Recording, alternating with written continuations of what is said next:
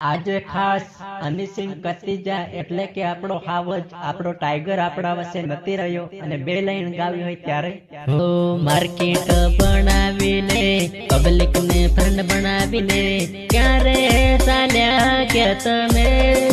હો ક્યારે ચાલ્યા ગયા તમે